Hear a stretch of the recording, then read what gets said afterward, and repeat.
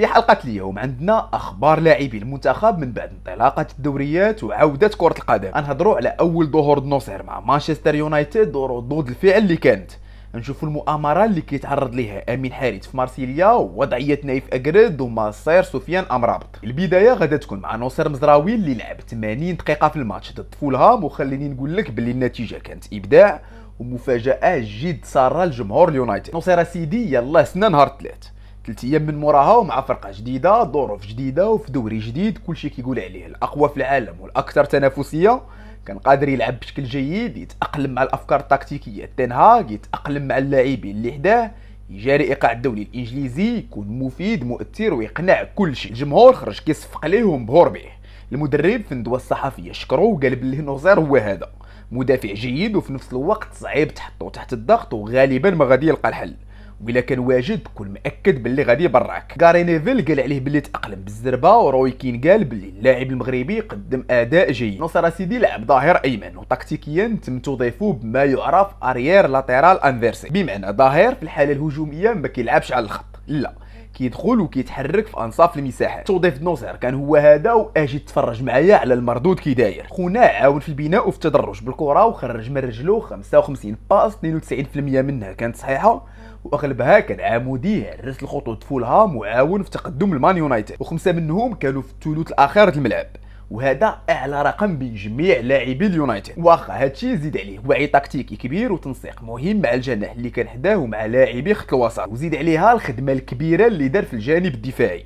لا في لاطاك بلاصي فين كنتي كتلقاه واقف مطرق الكولوار ديالو ومنضي امورو، ولا في الضغط العكسي فين ساهم بشكل كبير في التقليص من خطورات المرتدات اللي كانت كتعتمد عليهم فولهام، وعرف يتعامل ما مره ما جوج مع قوه وسرعه ايوبي اللي كان حداه. بالعموم نصير بصم على بدايه مخيره، عرف راسو بافضل طريقه، دار بلاصتو بين اللاعبين وعند الجمهور، والمهم دابا هو التاكيد والاستمراريه. دوزو دابا عند امين حارث والعجاجه اللي نايض عليه هاد الساعه. امين سيدي هاد السيمانه لعب الماتش كامل ضد بريست، كان واعر مؤثر فعال ومن بين ابرز اللاعبين في التيران. الماتش د حارث كان خيالي، صنع 2 بيوت وجاب بيلانتي، يعني عاون في 3 د البيوت. ولكن خليني نقول لك باللي الناس ما ركزوش مع هادشي بالقدر اللي ركزوا مع المؤامره اللي كيتعرض ليها اللاعب المغربي. شنو كاين؟ انا نقول لك القضيه وما فيها سيدي، هي انه السيمانه اللي فاتت صحفيين كتار روجوا الاشاعات كتقول باللي حارث خارج حسابات ديزيربي. مدرب مارسيليا ما مقتنعش به، طالب برحيلو، واحتمال كبير امين يمشي لشي نادي في ايطاليا. هاد الهضره دارت وتبارطاجات بزاف، وقبل الماتش د هاد السيمانه بزاف د الناس تيقوا، ولكن من بعد الماتش بداو التحليلات، التاويلات وعلامات الاستفهام كيطرح بلاتي.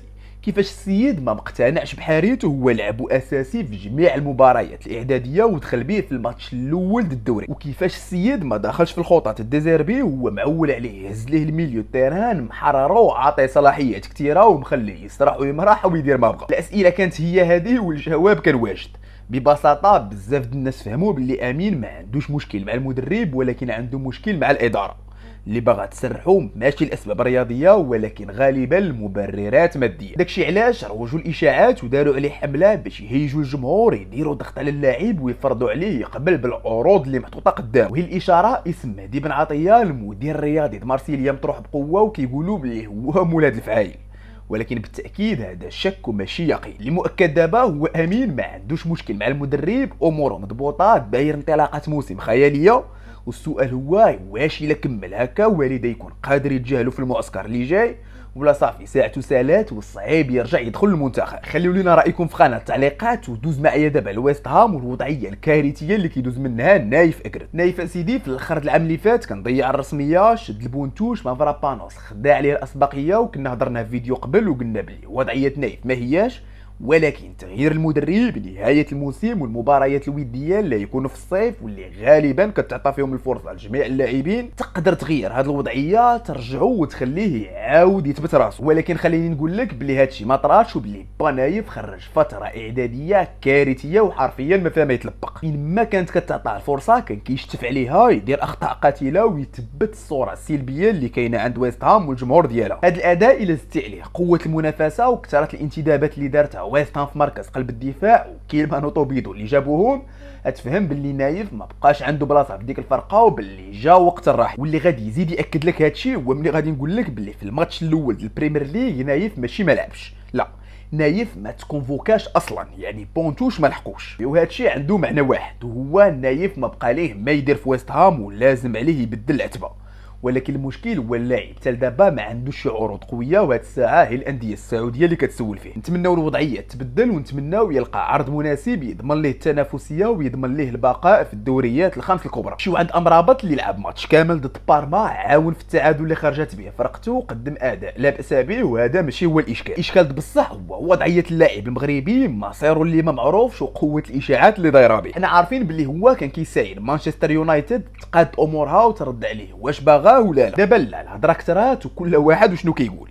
كاين اللي قال باللي راه علم اليونايتد ما بقاش يساين، كاين اللي قال باللي وكيلو عرضوا على اتلتيكو مدريد، كاين اللي قال باللي راه غادي لتركيا عند نصيري ومورينيو الفينيرباخشا، وكاين اللي قال باللي راه غادي يبقى في فرقته. وهذا الموضوع بالضبط المدرب فيورنتينا هضر فيه وقال باللي هو معجب بامرابط، متفاهم معاه، الا بقى غادي يعاونو ويكون مفيد بزاف، والا ما بقاش الله يسهل عليه. الوضعيه هي هذه، ولكن بالرغم من الاشاعات والهضره اللي كدور، موضوع يونايتد هو اللي مسيطر وهو اللي كيبان اقرب واكثر جديه. علاش؟ ببساطه حيت اليونايتد محتاجاه واقفه على خدماته. الا شفنا الميليو تيران اللي عند تنهاغ لقاو باللي كاين هيكازيميرو وكوبي ماينو اللي كيلعبوا سته، والبونتوش خاوي، ما كاينش اللي يريحهم، ما كاينش باش يعوضهم. الا تصابوا مستحيل يدخل الموسم اللي جاي بهم، يعني خاصهم سته، وهما واعيين بهادشي وكيقلبوا حاطين قدامهم ثلاثه البروفيلات.